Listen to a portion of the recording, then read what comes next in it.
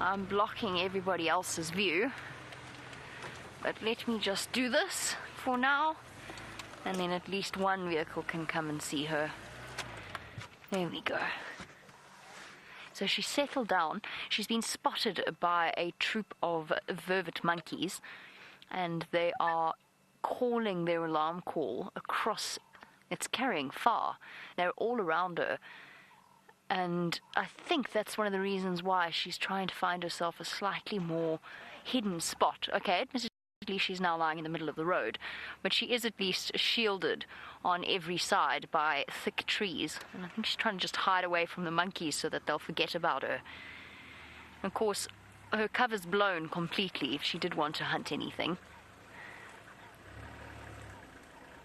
Oh, that was such a sigh.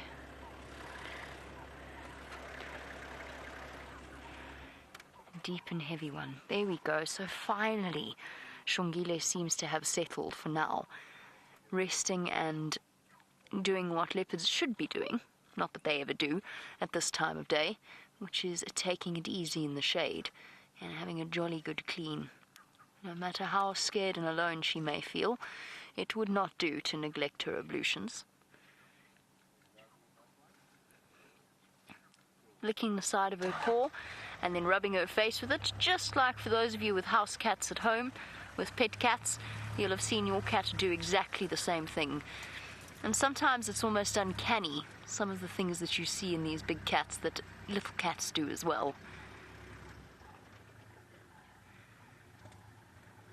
Cleaning right behind her ears. Hey Jamie, nice name. Jamie, on the subject of names, you want to know how it was that Xongile and Hosana got their names. Now, we actually named them early, and typically leopard cubs are only named after a year old, but because what's tended to happen is that the leopard cubs get nicknames and then it becomes confused with their official name, and it just gets confusing for everybody.